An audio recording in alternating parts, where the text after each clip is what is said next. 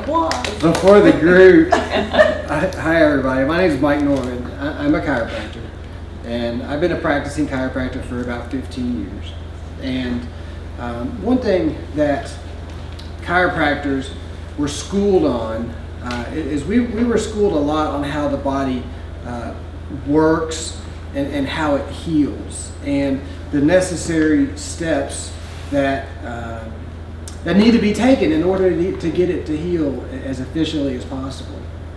And I've been talking to the Lyme groups and trying to help people with Lyme disease for about a year and a half. And the truth be told, I thought that I might have had Lyme disease at one time. I had a lot of the same symptoms. And in trying to heal myself and educate myself, I either had Lyme disease and was able to get over it, or I never really had Lyme disease. What I really had might have been mercury poisoning the whole time. But knowing what I know and knowing what people are going through, I know how the body heals, and I know that there's certain things that we need to do in order to get it to heal as efficiently as possible. And I take things like Lyme disease very seriously, because when people have this affliction, you kind of lose your sense of what health is. And you had your health before the disease happened, and then you've lost it. And it's real hard to lose your health and then get it back. And it's more than just, it's a long-term process. It's not something that happens real quick. And it's really a lifetime process. And we've got to get healthy, and we've got to stay healthy. And a lot of people were never really taught how the body really heals. And they weren't taught the importance of the information I'm going to give you tonight. And so the way a lot of people eat and consume our foods, over time, our body eventually turns against that food, and the food starts to keep us, it starts to keep us sick. And so what I'm going to talk a little bit tonight is about how the body works, and I'm going to talk about what happens when we start consuming food, and then when it gets down into our stomach, and what our body actually does to utilize that food to help us to heal. Because at this point, it's real serious. And food can be our friend, or it can be our enemy. It's either going to help us heal, or it's not going to help us heal. And what I want to teach you is some stuff that you can take home and implement right now. And you're either going to take these changes and make them, or you're not. And it's a serious problem that we're facing. So hopefully I can help you understand some of this stuff, and maybe turn around some of the digestive problems that we end up being faced with. And this information's free, and you can go home and implement it right now, and it's free. And so I'm going to talk about the importance of chewing, and then we're going to talk about the importance of enzymes in health. And when I grew up, I was always on the go, and I was real active. And I didn't know that we were supposed to chew our food thoroughly. I didn't know it had a purpose, and I would eat real quick. And if you think about our genetics, if we go way back in time, there wasn't, to the cavemen times, there really wasn't a lot of food around. And when cavemen would get their food, if they didn't eat it quick, somebody else might come in there and get it. So part of the reason we eat so quick might just be in our genetics. And that might be something that we have to fight against, is taking the time to slow down and to eat and chew our food properly. And eating should be a sacred act. It shouldn't be done on the go. It shouldn't be done standing, driving through the drive-thru, grabbing stuff, eating it in the car. And so I'm going to talk a little bit about the importance of chewing your food, really. So when we consume food, we need to chew it up as much as we can. And that's got a couple different reasons that we do it. The main reason is our mouth secretes saliva. And there are these things called enzymes in that saliva. And when you chew your food, if you don't chew it, you can't taste it, first of all. So if you chew it and you chew it longer, you're going to taste your food longer. You're going to get to enjoy the food longer. And so it's going to drag out the enjoyment of your food. It will allow your body to take that food and to mash it up and to break it up and get it into as small as pieces as possible. Because if you don't chew your food very well, it gets down here in your stomach and it's just a big ball of stuff that hasn't been chewed up, and then our body's got to work extra hard to digest that stuff. But even more importantly than that, our saliva actually has a purpose. And there's something in it called an enzyme, and what it does is it starts the process of digestion. If we chew our food up and mix it with all that saliva, there's a substance in there that's going to start breaking down the sugars and the carbohydrates in our food. And then what happens, we need to break it up and mix it up with as much saliva as possible. We need to get those enzymes from our cheeks into that food. And what's going to happen is we're going to swallow it, and it's going to sit there in our stomach for about 45 minutes. And all that saliva that we just made and mixed with all our food is going to sit there, and it's going to start digesting it. And it takes about 45 minutes for our stomach acid to start getting strong enough to digest the rest of it. But if we don't mix that with our food, then it gets down in our stomach, and it's supposed to be sitting there going through this process of digestion. Pre-digestion, it's really called. If you want to look it up, it's called pre-digestion. And it's just going to sit there, and it's going to take the extra work off the rest of our body if we already digest part of it. And so animals actually have a couple different stomachs. You've heard about different stomachs in different animals. And these different stomachs, what they do is they sit there and they digest the food some before it sends it on the next step to get down into the next stomach where it starts digesting other parts out of it. And so if we mix that saliva up, it breaks the food down, and it makes it a lot easier for the rest of our bodies to start doing the rest of the process of digestion. Does that make sense? Mm-hmm. And so here in a minute or two, we're going to practice. I brought in some pineapple here, and I brought in some toothpicks. And this is a new concept for people. It really is. It's hard to do it. It's simple, but it's not easy at the same time. And I catch myself knowing how to do this stuff. I catch myself wanting to chew, swallow, chew, like I'm in a hurry.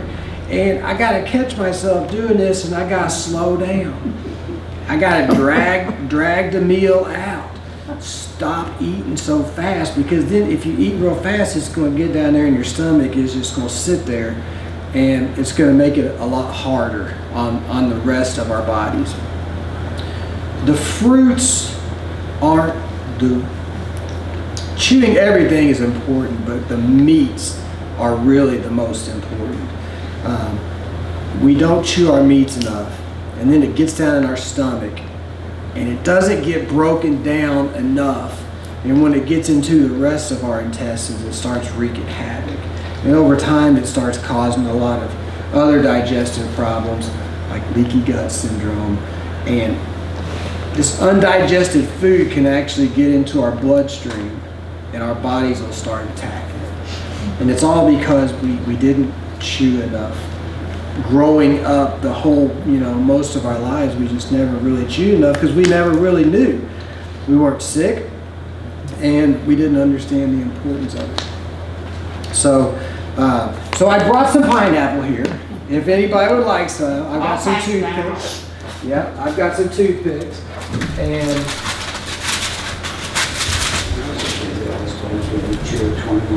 times. And yeah, chew 20 times, chew 40 times. Grandma used to say it, and she was right. But we didn't understand the importance of it. And you'll notice if you try to do this, you're going to want to chew it 2 or 3 times. I want you to chew it up all the way until it's just as broken down as possible. And chew it, and keep chewing it. But the same goes true for the rest of all of our other foods too. Not just the fruit, but the meats and the salads. How many am I supposed to have? I don't want to take any of that home, so you can have the whole thing until it's completely broken. See how many times you can chew it. Anymore. But this is a lifestyle. Joe. You're either going to go home and start chewing your food this put a way, cough drop in. or you're not. But if you break it all the way down, and especially the meats, if you break that all the way down, it's going to help your body to actually start utilizing that food. See, it's not as easy as you think. You really have to think about Because it. you guys got the liquid gets in your mouth and you have to swallow it. That's okay. No, I didn't say the same. That's okay. Just do the best you can. Okay? Are you all Because counting? this is going to allow your body to start utilizing your food. Instead of having a big mass of food in your stomach, it just sits down there. I've been feeling like that a lot lately. Yeah. Like there's something going on. So this information is exactly what you need, and this is free. We should have been doing this the whole time. But when we lose our health and our body starts attacking our food, this is a prime reason why. Is that we just don't chew it enough. So I got a whole tray of pineapple right there. Please eat it all up if you want. You can practice chewing. I find myself, especially when I eat salads, I want to grab it on a fork and start chewing a couple times, and then I swallow it. And especially eating those salads and stuff, I have to catch myself doing it, and I have to make a change. It takes breaking a bad habit, and you might not even have known it was a bad habit. But over the course of a lifetime, your body starts attacking that food. And so, does that make sense? Mm-hmm. Does that make sense? I only got to 10 before my instinct was to chew it. Mm-hmm. Anybody? To swallow it. Yeah, swallow it. Mm-hmm. This I thought I is was doing good. this is how ingrained this problem is, that we're either going to do it or we're not. And we don't have to do it perfectly, but when you catch yourself doing it, you try to change it. Okay? And I'm gonna try and say my ABC. chewing your food and breaking it down like that allows your body to spend less of its resources digesting that food. And so when it gets down into your stomach, it's easier for your body to utilize it. Okay?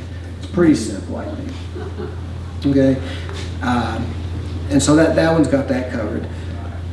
The next thing I want to talk about is something called your body's enzymes. And this is really how your body is going to heal itself up. These things called enzymes, your mother, when you were born, she gave you like an inheritance of these enzymes. And they're in all your muscles and all your bones and all your organs. And enzymes have two purposes. The enzymes are either going to heal your body or they're going to digest your food. They're going to heal your body or they're going to digest your food. Okay? All of our food when it's raw has the enzymes in that food to digest it. So when we chew our food up, we break the food open and all that raw food, those enzymes are in that food to digest it. So when we consume this food that's raw, those enzymes are going to digest that food. Does that make sense? Now these enzymes are very fragile and they're delicate, and there's many things that can destroy them. The main thing is anytime they get over 118, 120 degrees, it's going to kill them. And when the enzymes have been killed, the food won't break down. when they put these foods on the shelves in the grocery stores and they can just let them sit there, what they've done is they've killed all the enzymes in that food that would normally digest it, and that food can sit on the shelf for a long time without being degraded. And so when humans started cooking their food, it makes it a lot easier for us to eat than eating raw food all the time. But one thing that it does, and this is really important, one thing it does is it destroys the enzymes that are in that food that's meant to digest that food. Does that make sense? If you eat raw food, it's got the enzymes that are going to digest it. But when you cook it, it destroys the enzymes. So what happens is you eat this food that's been cooked, and it's going to get down into your stomach, and it doesn't have the enzymes that are there to digest it. And so I told you enzymes do two things. And your mother gave you a jackpot, a bank account of enzymes when you were born. The enzymes are going to heal your body, or they're going to digest your food. People spend a whole lot of money on vitamins, but the vitamins don't actually do the work. The enzymes actually do the work. Vitamins are like building blocks for a house. They're what our body's made out of, but it's the enzymes that actually do the work. And the importance of that is when we eat this food that's been cooked and it gets down in our stomach, it doesn't have those enzymes that are there to digest it. And so it's going to go, our body has to pull its enzymes out of our bank account that we've got, and it's going to pull those enzymes to digest that food that we just ate. And we could have had those enzymes for healing our body, but they got diverted over to digesting this food. Wow. So think about, this is why this is so important. Think about every cooked meal you've ever had in your life. It didn't have the enzymes in there to digest it. You diverted those enzymes out of your body, out of your bank account to digest that food. You see what I'm saying? And then your body doesn't have enough enzymes to heal itself. That's one reason why you hit about 30 years old and you don't start healing as fast as you used to, because you got 30 years of abusing your body and you didn't even know it. You weren't chewing your food up. You didn't know you were supposed to. We weren't chewing our meats up. It gets down in our stomach, it sits there, and then our body has to pull its resources that could be used to heal to digest that food. And we didn't even know we were doing it. And when it gets to that point, we start getting a lot of digestive problems. And it starts with our stomach. And once that food has been in our stomach, it takes about 45 minutes for our stomach to get the stomach acid real strong. And people think that our stomach acid actually digests our food. Our stomach acid doesn't digest our food. That's another misconception. Our stomach needs to get real acidic to activate the enzymes that digest our meats. It's not our stomach acid that does it. When it gets strong enough, it's going to activate an enzyme that digests our food. And so here's what I do to help take the load off my body and to help it to digest the food. Okay? We've got to get the enzymes in our body back up. And anytime we eat some food that's been cooked, I take this right here, and this is, I'll pass this around, this is called, this is a digestive enzyme. There are many other ones, but this is one called multizyme. This will digest everything that's vegetables and sugars. This will digest all that stuff. When you eat cooked foods, these have been killed, and when you add them to your diet, this is going to help digest that food so that it doesn't pull from your body's resources, and it leaves those alone to heal your body. Make sense? All right, I'm going to pass this around. This is just a digestive enzyme. Vegetables, I just take one of those right there, and that helps it to digest. And that takes all the burden off my body, so my body saves its resources. Weren't we supposed to eat one of those before we ate the pineapple? You're smart. You're smart. You're good.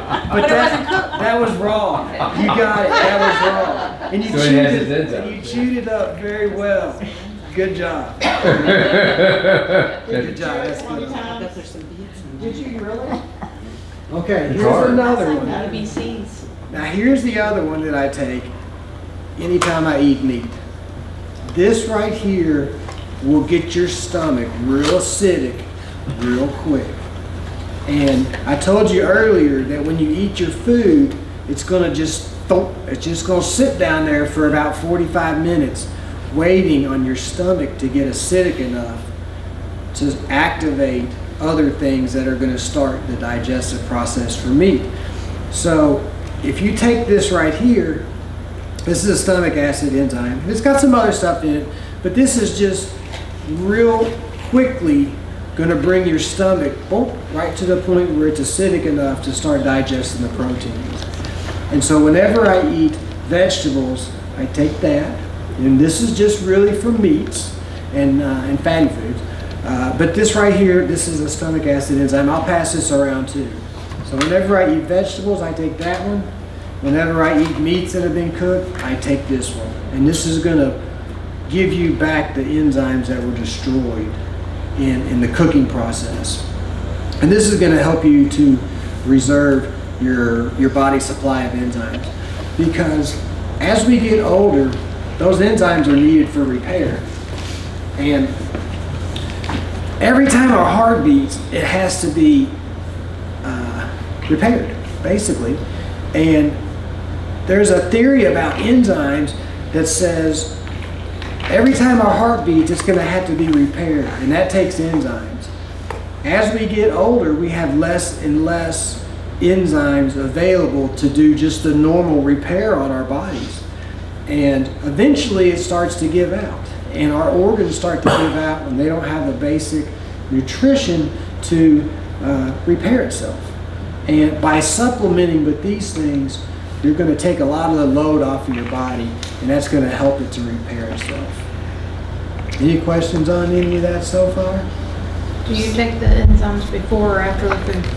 I take the enzymes before the food. Just because it's going to sit down there for a while anyways, whether you take them 5 minutes before or 10, I just try to take them before I eat. But enzymes with food is going to help to digest that food. Will you get more vitamins and nutrients from your food by using enzymes versus all the vitamins that we take? Yes. She asked if you'll get more enzymes and nutrition out of your food. You'll get a lot more nutrition out of your food if you chew it and break it up as small as possible. If you eat some salad and you see that salad in the toilet bowl a day or so later, you didn't chew it up.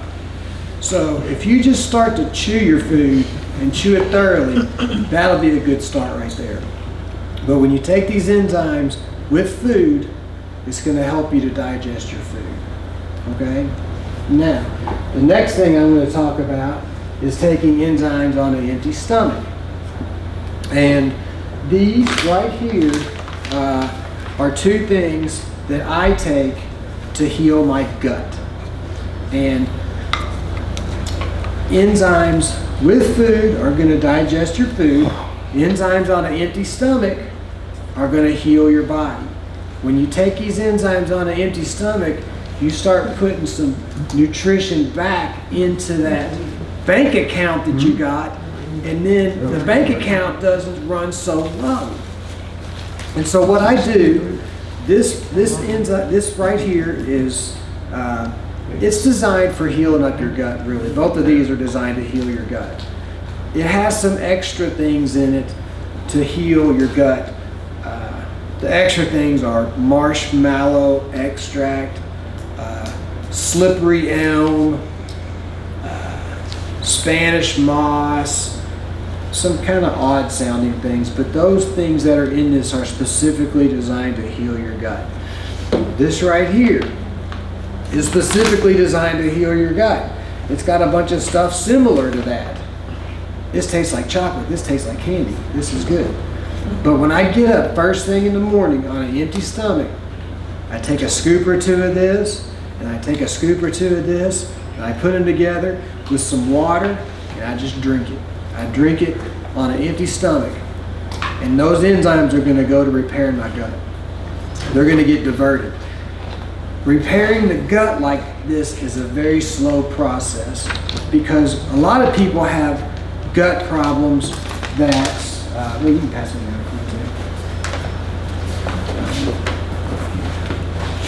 A lot of people have gut problems that are getting worse. Crohn's disease, ulcerative colitis. Before that, we have a lot of constipation, diarrhea, cramping, and when the problems are getting worse, you have to slow them down, and then you gotta stop them, and then you gotta get them to turn around and go back the other way and start repairing, and it's going backwards, and we gotta arrest it and to get it to go back forwards again, and that's gonna take some time. It's gonna take a year, 2 years, 3 years. It just depends on how bad it is. I plan on taking those for the rest of my life because I know they're going back into that bank account that I'm going to need later on as I get older. So to get your digestion to turn around, you got to start chewing your food. You got to start using things like this to help yourself digest it. You got to take and ease the burden on your body so that your food's going to start working for you. You got to chew those meats up. And you got to get them broken down into mush so that it doesn't just sit there in your stomach. Because it's only actually going to be in your stomach for a limited amount of time before the stomach's going to pass it along to the next stage of digestion into your colon. And if that stomach acid's not strong, and it's not breaking that food down, and we're not chewing it, then it's going to get into our colon, and that causes a whole lot of problems when our body starts attacking those meats and we didn't break them down enough. And information like this is just, we were never taught this. I was never taught to sit down and chew my foods. I was never taught the importance of it. I actually thought it was kind of cool to eat real quick and to scarf it down so I could go out and do something else. And I would want to take the food and go sit in the living room and do something else at the same time I'm eating, and I'm not paying any attention to that food. And that's sacred. And so if we don't use our food to heal, then our body's going to end up attacking. And then over decades, we're going to start getting these digestive problems. And if we don't fix the gut, if the gut's not happy, then nothing's happy. Nothing in the body will be happy if our gut's not happy.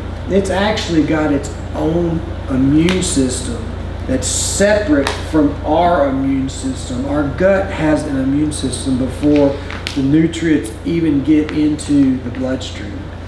It's separate. And so we've got to let our foods work with us. And so that's the importance of chewing. That's how that saliva in your mouth breaks down the sugars before it ever even gets into your stomach. And then it's going to sit there in your stomach for about 45 minutes, digesting its own little thing before your stomach gets acidic enough to start the rest of the digestive process. And by doing that, we're going to let our foods help us instead of hurting us. And then that's how you're going to, after you've got that doing better, then you can use some of these other enzymes and supplements to help heal your gut.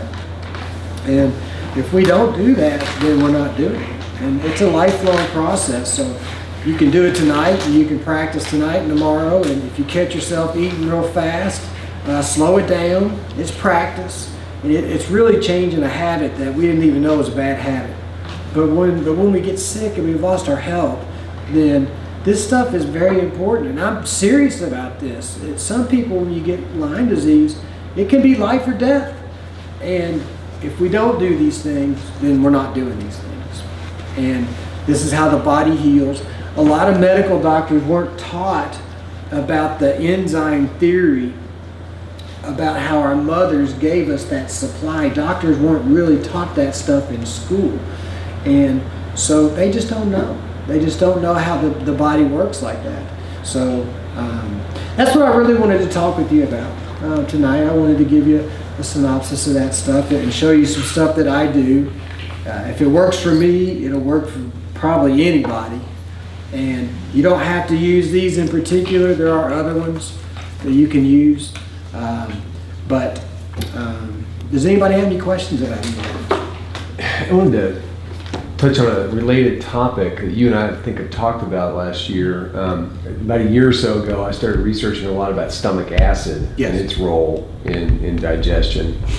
And there's a lot of basic information out there and a lot of fallacies. But one thing I read was a simple test you could take to get feedback about the state of your stomach acid. And most of us, as opposed to the Tums advertisements, actually have low stomach acid. Mm-hmm. And you know, when we take Tums, we do the exact opposite thing of what we should be doing. We're putting more alkaline into a situation where you don't have enough stomach acid. And the reason people have like acid reflux is the esophageal valve closes when your stomach acid starts to rise in preparation for digestion. It's the body signaling itself that, oh, the stomach acid's going up, I need to close this esophageal valve so we don't have regurgitation because there's digestion going on. When the stomach acid is too low, that signal's not sent.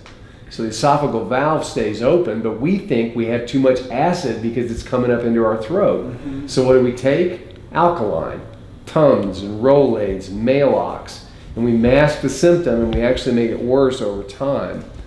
And the little test that you could take, because I think stomach acid is so critical to this whole equation too, is just to make a little solution, a weakened solution of baking soda and water, and swallow it. And you can find YouTube videos that tell you the proportion, but it's nothing terrible. I mean, baking soda is very neutral. But you swallow it, and then you time how long it takes for you to burp. Because we all probably remember in science class where we would do the experiment where you take a teaspoon of baking soda and throw it into like Coca-Cola. What's it do? It fizzes up. Coca-Cola is an acid. Baking soda is an alkaline. It fizzes up and flows over. So if we have a very acidic stomach like we're supposed to have, or acid basically, when we drink that solution, you should have a pretty fast reaction to it, you know, and you're going to burp up some air, you know, some CO2 basically. And the guideline would tell you like how many minutes it should take if your stomach acid is at the right pH for you to have a reaction.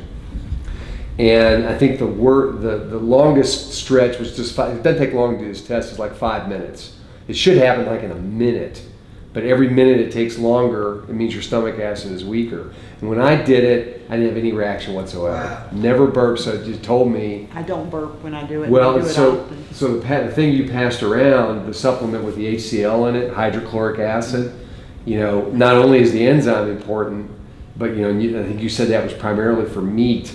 But if you have low stomach acid, period, and you're having like acid reflux, you think you're having heartburn, you should be thinking about taking a supplement like that on a regular basis too, above and beyond the value add that it'll help you to digest the meat, to help your stomach acid get to the right level so it sends the right signals to your brain and helps you start your digestive process properly. And it's a simple way that a lot of people could probably cure their acid reflux, is they've really got low stomach acid, not high stomach acid. They don't need an antacid. Mm-hmm. You know. Yeah, right. A lot of people have the misconception that the stomach acid just rolls around in our stomach and the acid part of it is what digests our food. And that's not the way it works. The stomach acid has to get acidic, but it only activates the thing that digests our food. The stomach acid doesn't digest the food. It activates something called pepsinogen, which digests our proteins in the meats. That's what the stomach acid is actually for. If we don't have the enzyme capacity to get our stomach acid strong enough to activate that enzyme, then our stomach doesn't digest our meat. And our meat just gets passed along undigested. And especially if we didn't chew it up all the way, then we get this undigested thing that goes into the next step in the digestion process. And the real issue with what you were talking about and the heartburn, in addition to it burning that valve, is our stomach has a lining in it. And the lining is constantly being reproduced. And that stomach acid, as it's getting more acidic to digest our proteins and our meats, the stomach acid actually digests that mucousy layer in our stomach. But our bodies reproduce that layer. And even though it's being eaten into, it's being reproduced at the same time. If our stomach doesn't have the ability to reproduce that layer, then the stomach acid starts eating into the stomach. And so the real challenge is, how do you get the stomach to reproduce that layer quick enough so that when we eat, it doesn't eat into it? And if you can get that stomach acid real acidic real quick, it might not take that 45 minutes of sitting there until it gets acidic enough. Does that make sense? Mm-hmm. We eat this food, it's going to sit in our stomach for about 45 minutes, an hour maybe, waiting on that stomach to get acidic. If it's not chewed properly, how long will it sit there though? It may It feels like hours. It may get passed along without even being digested. If you don't have the capacity to get your stomach acid strong enough, then it might just pass it along one old hunk of meat. But it's going to stay there for 3 or 4 hours. But if you take that acid supplement, you get your stomach acidic real quick, and then it activates the thing that's going to digest your meats real quick. And then it's not going to have all that extra time to sit there and eat away at your stomach. So when I go to the health food store, I just say I need some enzymes, or do I need specific enzymes? You're going to need one for your vegetables, and you're going to need one for your meats. And the ones for your meat is going to say stuff like, that says HCl, which stands for hydrochloric acid. The ones for your meats are going to be stomach acid based. And it's going to bring your stomach real acidic real quick to just go right into it. And the other ones are going to be for your vegetables. Okay. And so those are the two main ones that you'll look for. Mike, do you suggest drinking with our meals or not drinking with our meals? It gets kind of nitpicky when we talk about that. Okay. If you want to do it the best, why don't you drink before your meal? And then when you eat, and you eat your food, if you drink as you eat, then your stomach's trying to get real acidic for that meat, but you keep diluting it with that water. Oh, wow. And it never gets to the point where it activates the meat digestion, and so it's counterproductive. So it's actually bad to drink when you're eating. If you want to be a superstar, you drink before you eat. Half an hour or so, drink your liquids then. But if you just chewed your food and started utilizing the digestive enzymes, that would put you way ahead of the game than what you're doing right now. If you want to really do it right, then drink before your meal and allow your stomach to get as acidic. I drink 20 minutes before. You got it. And you'll probably eat less too. That's a good point. Because a lot of times when we're hungry, we're just dehydrated. Yep. And if you would go drink something, wait a little bit, that hunger would subside. And there's another part of the enzyme nutrition theory that I've been talking about. And it says that the more you eat, unfortunately, the sooner you're going to pass away. The sooner you're going to die, the more you eat. The less you eat, the longer you'll live. The more, what it really says is the more you eat, the faster your heart's going to beat. And it's just when you're just sitting there and your blood pressure's up and you got high blood pressure, and you know, a couple beats a minute extra might not be a lot, but over the course of a lifetime, that heartbeat beats a whole lot more. The less you eat, the less your heart beats. And the less your heart beats, the less repair that needs to be done. And so you'll reserve your enzymes for healing other things. And so if we can eat less by consuming some water 20 minutes before and making a point to eat less, then not only will you start losing weight, your overall health might get better. And one thing that I do intentionally is I try to have a salad with every meal, every dinner, and I take that salad and I cut it in half. And I'll eat half the salad and whatever meal I'm having initially. And if I get a little hungry later on and I want to go get a snack, I just grab the other half of that salad and just eat it that way. And so if I had the whole salad in front of me right then, I'd eat the whole salad. But if I can spread it out, eat less, not eat the ice cream or the snacks, eat that other half of salad, it may not be as good as that ice cream. The second best option, in my opinion, is perfectly acceptable. So I just got to be content with eating that other half of salad instead of that ice cream, and spreading my meal out and slowing it down that way. But these enzymes are the key to health. And all this cooked meals that we've been eating, that's when a lot of our degenerative conditions started, was when we started cooking meals. You can't really get full on raw food all the time. And so cooking was actually a blessing for us. But it destroyed these enzymes, and that's what we weren't really taught in school. Doctors weren't really taught this stuff in school. This is how the body heals. If you use them all up real quick, if you're not eating any raw food, then as you get older, you're just not going to have enough enzymes to heal with, and you're going to start to get chronic degenerative diseases.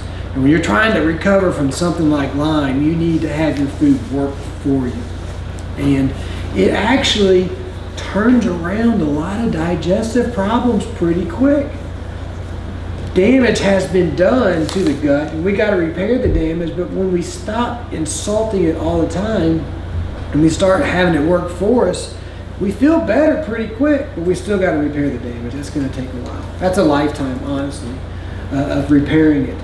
And even though my digestive feels great, I know how this stuff works. I'm going to keep on doing it. You know, it's got me feeling better, but I'm going to keep on doing it for the rest of my life because I want to keep putting those enzymes back in that bank account. And I think that's the most important thing when it comes to healing, is how does it actually work? How do you do it? Why is it important? And you need the knowledge, and then it's up to you to go home and apply it. But that's free. You just got to chew your food. Did you find the enzymes to be helpful for the colon then? Did it go all the way through you? Or? I never honestly had a lot of symptoms. I didn't have anything that was slowing me down per se. Never really felt right. But I didn't have disease symptoms like colitis or ulcerative colitis or Crohn's disease when it's really doing some damage. Another thing too, I just thought about, another importance of chewing our food. Some vegetables, like a pepper, has a shiny covering on it. You know what I'm talking about? Mm-hmm. That shiny covering is called cellulose. This is kind of technical, but humans don't have the enzyme to break down that shiny covering on a lot of these vegetables. So if we don't break it down real small, then it gets into our stomach and we don't have the ability to digest it. Now, other animals do. The enzyme to digest that shiny layer is called cellulase. Humans don't make it.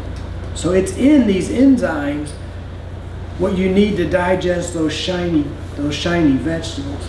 But what happens if we eat them, if we eat raw food and we start getting a bunch of digestive problems and gas and start getting gassy after we eat vegetables, it's because we didn't chew it up enough.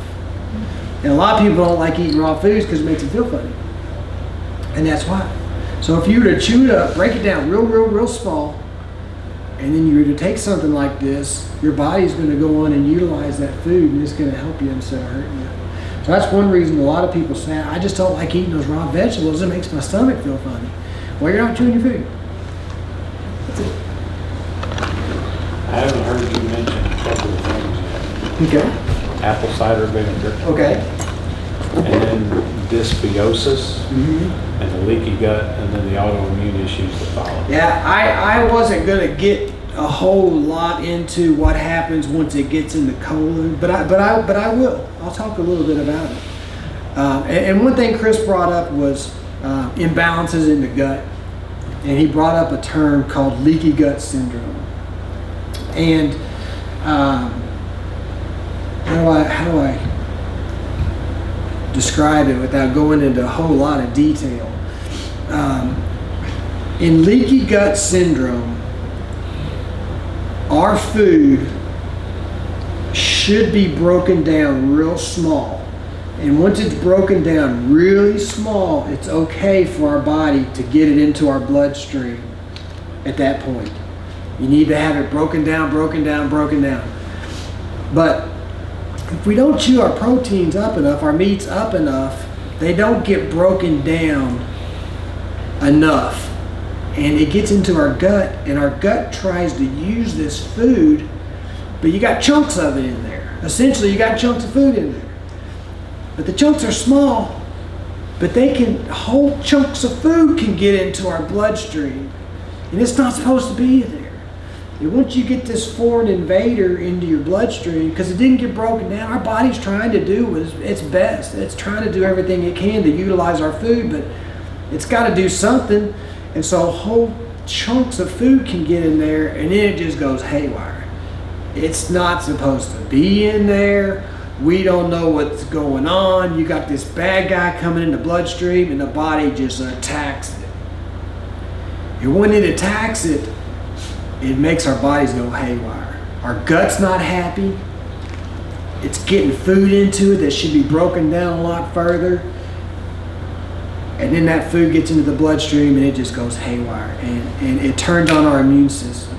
And it can cause our body to literally start attacking itself. It can cause things like autoimmune disorders. It can cause things like fibromyalgia. And if the gut's not happy, then people get stuff like fibromyalgia, where the body just doesn't know what to do. And if you have symptoms like that going on, then I know the research says if you're having a lot of symptoms like that, then the gut's not happy. So we need to chew it up more. We need to get it broken down more. We need to get those things I showed you to heal up our gut down here. And then what's going to happen is our gut wall is going to get tighter. It's not going to let those little invaders through. It's going to keep the stuff in the gut that should be in the gut. And then our bodies just don't go haywire. You mentioned in passing, being dehydrated and we think we're hungry. Another contributing factor to leaky gut is chronic dehydration, because the cell walls get more porous and things can pass through that otherwise in a sealed gut lining wouldn't. And I'd say 9 out of 10 people walking around a day are chronically dehydrated. Yes. So if you drink soda, you're dehydrating yourself. You drink alcohol, you're dehydrating yourself. You drink coffee, you're dehydrating yourself. They're all diuretics. And if you don't drink a steady supply of water, up to 20 minutes before you eat, all day long, you're probably walking around chronically dehydrated. And if at the same time you're not getting enough healthy salt, because salt's gotten a really bad rap just like healthy fats have. So Himalayan salt and sea salt, there's some really good research out there about consciously supplementing on a daily basis with those types of salt. So like one of the things I do in the morning is take like a half a teaspoon of Himalayan salt and put it on my tongue and let it dissolve for about 10 seconds or so, 10-15 seconds until you start to get a solution. Put a little water in there and let it go a little further, almost like you're letting it go sublingual under your tongue. and start to absorb, and then drink you a good 16 ounces of water to start your day. And keep doing that water all day long. I mean, it's huge because chronic dehydration is just as detrimental, as all the things you talked about tonight. Because the body has to have sufficient fluid to be able to digest and function, conduct electricity through your body. It's a biggie. Yes. Things like sea salt, like you're talking about, have minerals in them. And minerals are the bedrock of the earth. And minerals are the bedrock of us too. That's part of that stockpile that your mother gave you are all these minerals. And they're good for you. And we are chronically low minerals, especially if we're poisoned. Our bodies just waste them. And what they do with those sea salts is they literally go to a salt plateau and dig it up, something that used to be in the earth, and dig it up and grind it up, and it's got the earth in it. And so it's actually good for you. We need those salts. And it's usually a color. It's not the white iodized salt. And it's going to say stuff like sea It salt. has no minerals whatsoever. Yes, In the iodine. the iodized, the white salt, yes. But the other salt is good for you, and you're right. And I salt all of my foods. Kind of liberally, I really do. I'll put salt on my salad just to get the minerals in there. And it is essential. And that goes into the rebuilding phase of getting your health back. Because we are nutritionally deficient. And if our organs don't have the basic nutrition to heal, then they malfunction. And by getting these minerals back up into our body, we help to remineralize it. And it's very, very, very important. Stomach acid, chewing our food, chronic dehydration, low minerals. When you start addressing those things, that's how you're going to turn this digestion around. That's going to get your body going back in the right direction. And then your body's designed to heal. So when you start correcting those deficiencies, it should just take right off. But it's a slow rebuilding process. And honestly, you're probably never going to get to the point where you're done. And you don't have to do it no more. You're never probably going to get to that point. You're going to continue to do these for the rest of your life. Or as long as you want to rebuild and maintain your health. And we weren't taught this stuff. We weren't taught this when we were younger. And now it's vitally important to address it. So it's a lifelong process. And things like this are easy to do. And once you start getting your body built back up and get these intestines doing better, everything in the body should start doing better. Do we need the iodine? Grow. And iodine, our thyroid uses a lot of iodine. And when we were low, especially in the Midwest, the thyroid started getting bigger because it was trying to produce more hormones that it needs, so it can't do its job, so it's going to try to get bigger to put out more. But the reason it was swelling is because it didn't have enough iodine. That's a big one, so that's why they put it in salt. But we can take iodine, and we don't have to take salt iodine. We should just stop taking that white iodized salt. Another thing that needs a lot of iodine are our reproductive organs, especially in women.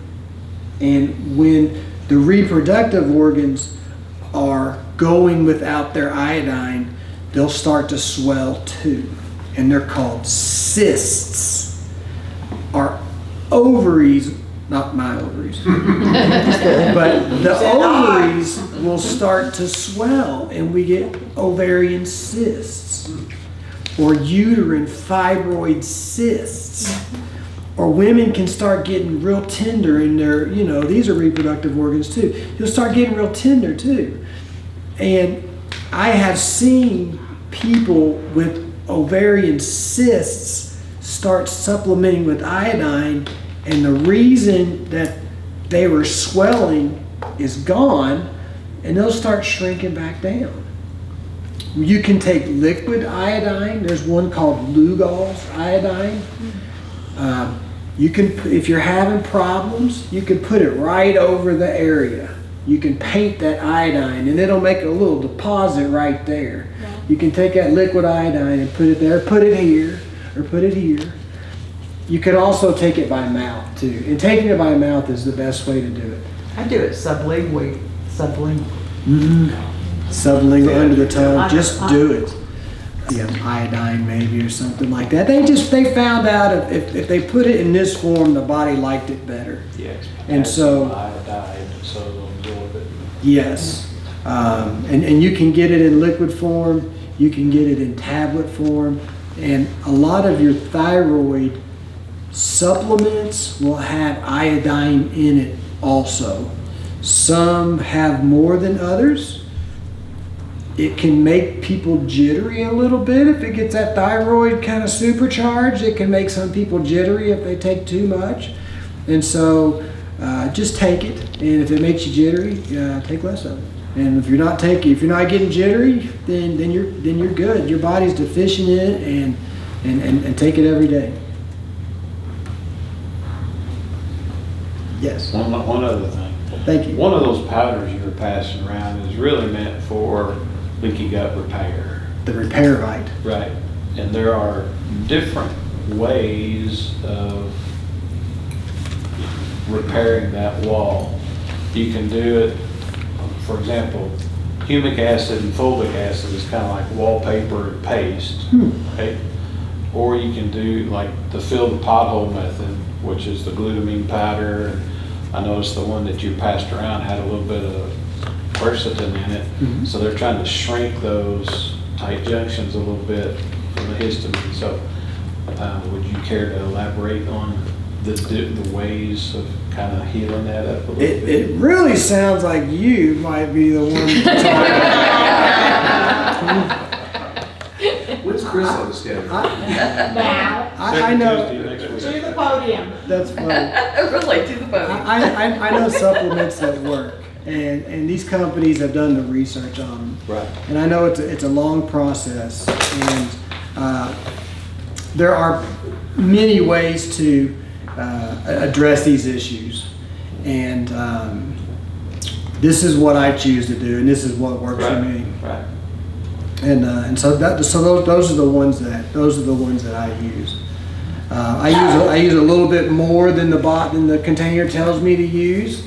I think that more is better when you're coming to repairing stuff that's deficient.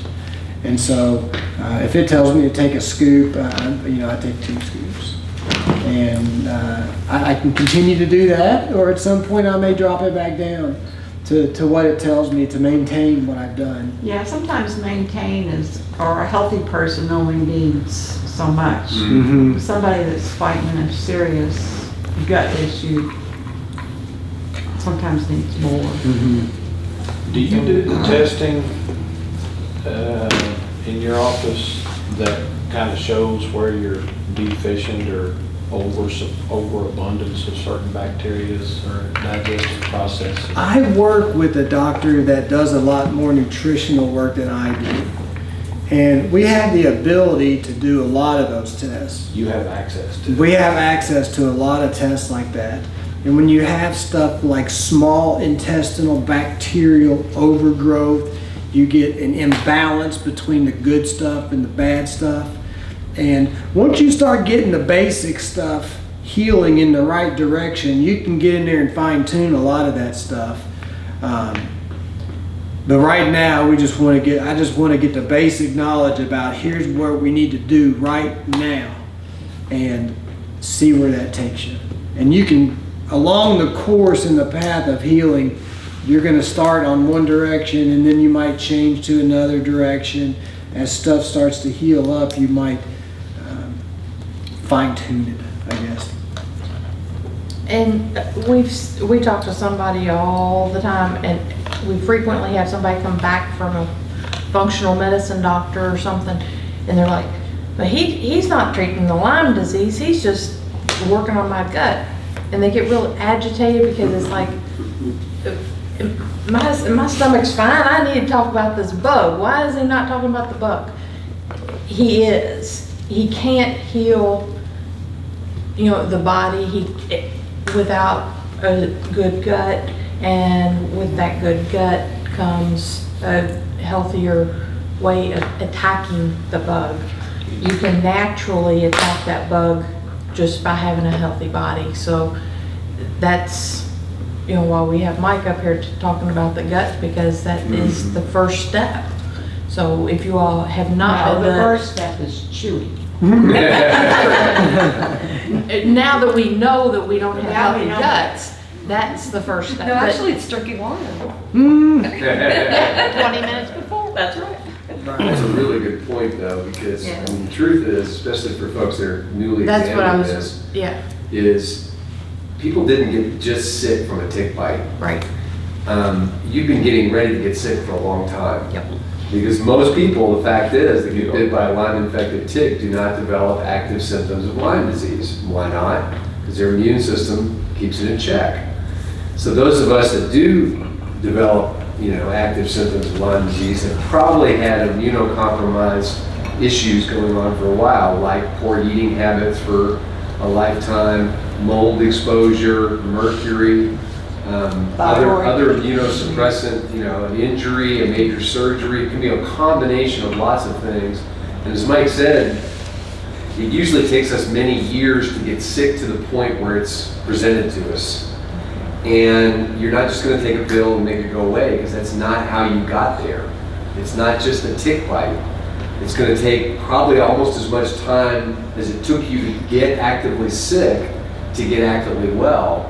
Like changing your mindset, educating yourself, and then starting to change your lifestyle practices to undo what took a long time to do. Right.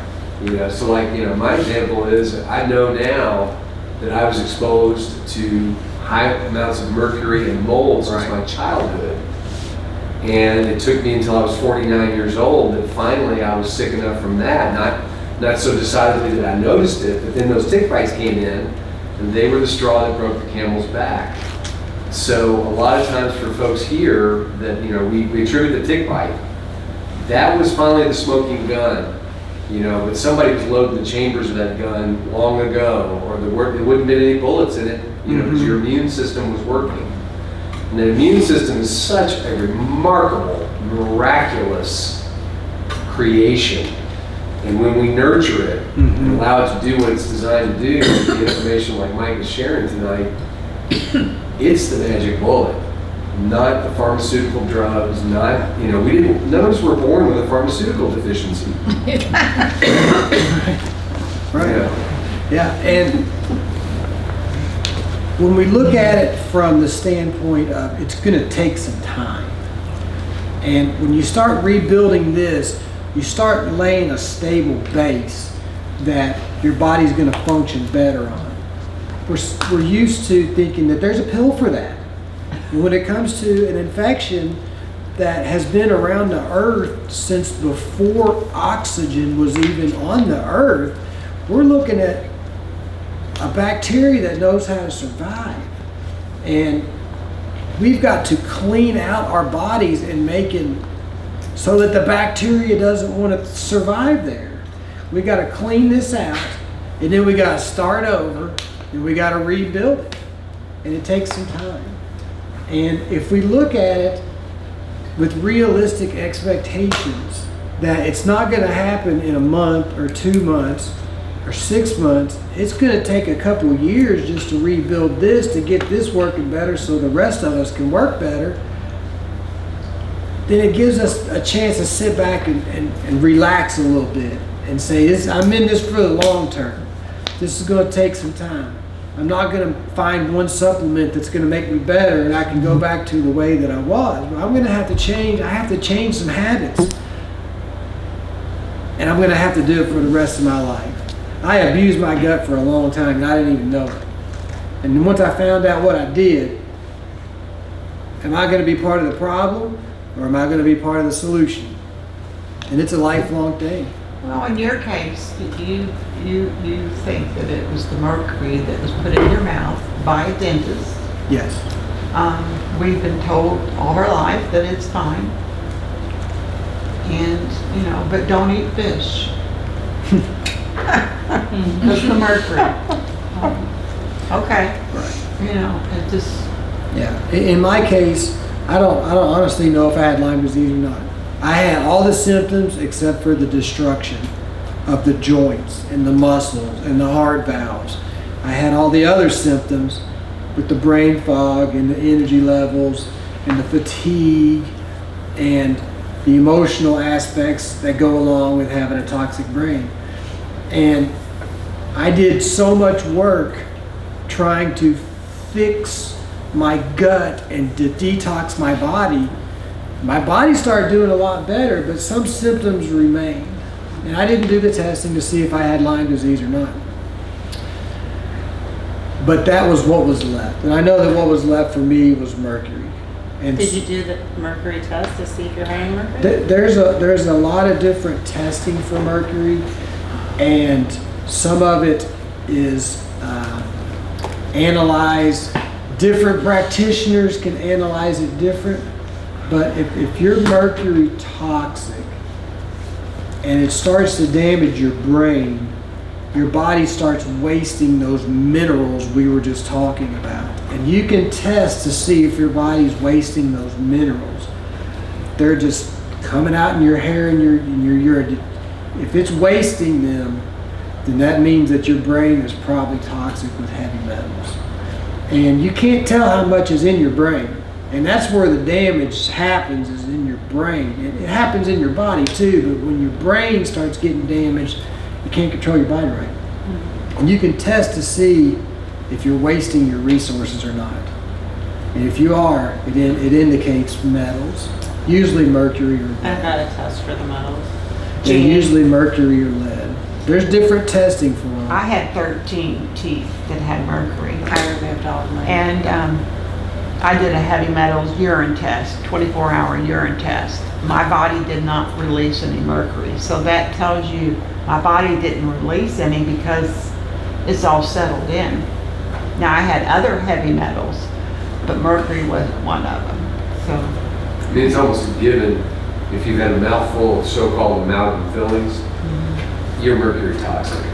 Really? Whether you had them removed or not, if you had them in there for years, they're off-gassing 24 hours a day. And so how do you Being get rid absorbed in of your it? tissues.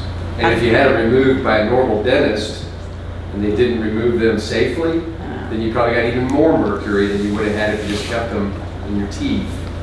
So how do you, I mean, because my heavy metals came back like, you know, it was fine. I wasn't.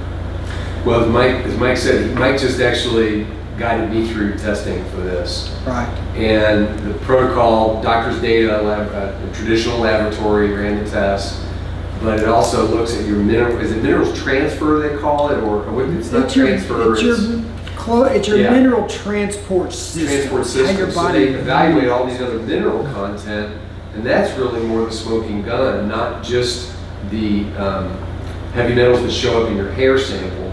I barely had enough hair to do it. All day to shave it off.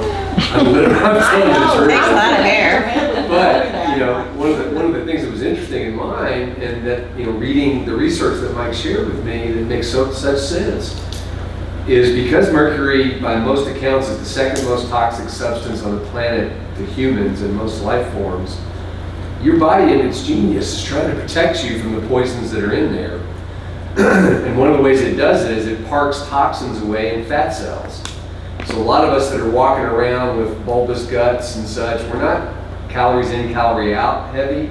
We're toxic, and our bodies are trying to save our lives. Unfortunately, our brains are predominantly fat cells, and mercury can pass the blood-brain barrier, so it can accumulate in the brain. A lot of other toxins can too, in certain situations.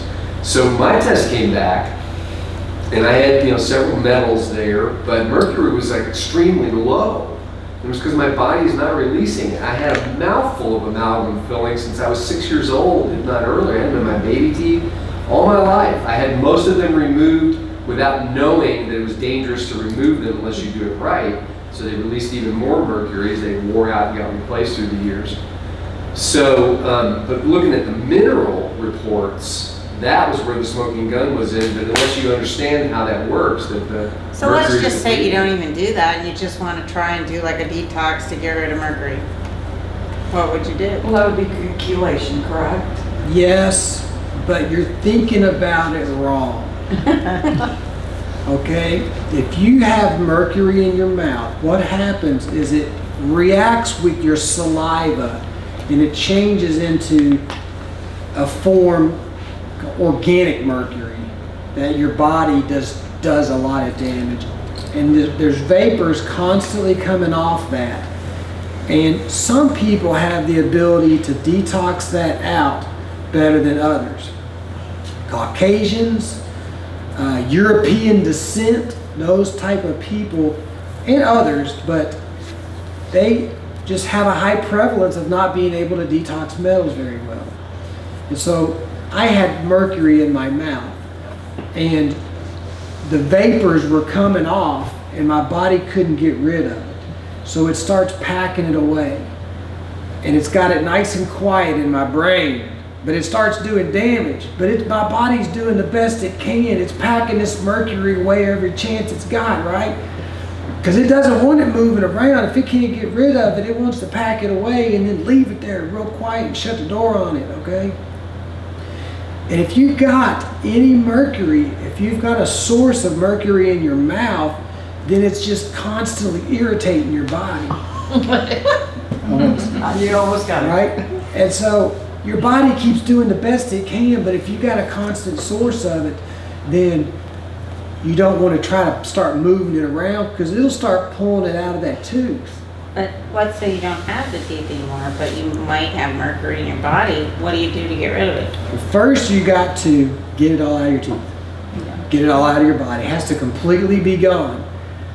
Once you don't have a source of it implanted in your body, your brain can kind of rest a little bit and say, thank gosh, that mercury's gone out of there. But what it's going to do, when I had my tooth mercury removed, your body is going to sit there and watch it for about a year or so. And it's waiting on more mercury to come because it's got this stuff packed away where it wants it, right? And it's waiting on more mercury to come in. And if you don't give it any more mercury, after about a year, it says, okay, maybe I'll start letting it go. Oh, And so it's naturally going to start getting rid of it. so if you just take some chlorella or... Well, you get into what's safe and what's not safe. And there's only a couple of compounds that you can take that are strong enough to grab onto the mercury, pull it out of your, first you got to pull it out of your muscles and your tissues, and then you got to pull it out, you got to pull it out of your blood first, and then you got to pull it out of your brain. But there's only a couple of substances that are strong enough to grab onto it and then hold on to it long enough to take it all the way out of the body. Some substances like that chlorella and other sulfur substances are strong enough to grab onto it and then it lets it go. And then it gets recirculated. And then you got mercury moving around but not moving out. Right. And some doctors say one thing and some doctors say another thing. But in my opinion, it's not safe to use that chlorella or cilantro or MSM. You're not supposed to eat cilantro? It's not safe to use that supplement to pull mercury out of your body. Oh, okay. If you want to know the names of the ones that'll do it, Yeah, what would do it? the first one you want to take is called DMSA. And probably ought to take that by itself for about 6 months. And that's going to start pulling it out of your blood. And after about 6 months, there's a supplement called ALA that will actually cross into your brain. And both of those substances are strong enough to grab onto it and hold onto it long enough to get it out of your body. There's only a few substances that'll do that safely. And some doctors like using things like cilantro and chlorella, but in my opinion, it might make you sick because it grabs onto that mercury and just kind of stirs it up, but not long enough to get it out of your body. And when you're moving mercury around, it can make you feel kind of funny. And Well, I have no doubt that there's some mercury in the body, just because of the teeth that I had removed improperly. But right. And in my opinion, that's a long process. Because moving mercury out of your body is going to make you feel kind of So you funny. don't think a person should be taking chlorella? I don't think that you should take that for the purpose of pulling mercury out of your body. Okay. I think if you take So that if you do these, will chlorella, these take anything else out, or they're just for mercury? they are going to grab onto that mercury. Just They'll mercury. take some other stuff out too. They'll take some other bad stuff out too. I think you ought to go real slow with that. I just want to You add have to go real slow. Yeah, I would Yeah. not jump into that. No. Well, no, it's not like the high thing on my priority list here right now, but You But- want but to move- research it really thoroughly Yeah. before you. Mercury, especially since I mean, I've already had a metals test, but I was just I was curious, really. Yeah. when you move mercury around, it's going to make you feel a little funny. So Oh, I you already feel move a funny little bit. Don't we all? When you move it, you pull mercury for a little bit, and then you take a break. And you pull a little bit more, and you take a break. And it's going to take 2 or 3 or 4 or 5 years to do it. It's going to take a long time. But you know that you got that long to heal. So it's a slow process because it can make you feel a little funny. So you need time to recover. You pull a little bit, and you take a break. And you pull a little bit, and you take a break. And those symptoms start getting better. And for me specifically, that mercury messes with your minerals. Remember me saying that? It's messed up my nails. Really? My nails are just splitting, just delaminating. I can see how my mercury levels are doing by my nail. They didn't used to be like this. So when that mercury starts getting out, my brain starts recovering. When my brain starts recovering, it's going to start utilizing its resources better, and this stuff's going to get better. So it's been a year, and it's still the same way. So it's just a slow process, but that's okay because I know 2, 3, 4, 5 years down the road, I'm going to be good to go. And it's just, that gives you a time frame, and it gives you some realistic expectations too. I'm not going to get better overnight. It's going to be a slow process. But that mercury really, it's a really dangerous substance. And But luckily, we can Research it. shoot it into the infants. right, yes, all kinds of times, yeah. Yeah, we can shoot it. Multiple times. Right. And the ones that can detox it, detox. And the ones that can't get symptoms. But those symptoms can sometimes be reversed by getting that mercury out. But over the course of a lifetime, having it in your mouth concentrates it in your brain. Some people get symptoms, some people don't. Some people can get rid of it better than others, and some people can't. But if you have mercury or heavy metal toxicity, or lead's another one, cadmium's another one, if you have that, it is going to keep your immune system so aggravated and taxed that it's going to take a lot of the energy away from it that could be spent healing other stuff. And it's just like it seems it's just like an anchor. It just keeps you weighed down until you get that mercury out. And it's a long process. It'll wreck your gut. It'll wreck your whole life.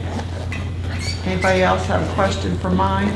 Mike, the people that are really loaded up with mercury, do they get taller when they go outside on a hot day? Get taller? I don't know about Mercury that. rises. Yeah.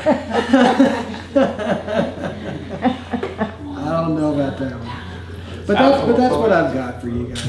Thank you. I gave you some stuff to go home and start a meeting. So as you go to dinner tomorrow night or your lunch tomorrow, think of mine. Okay. Chew. Yeah, just get it in your head. Chew. And teach your kids.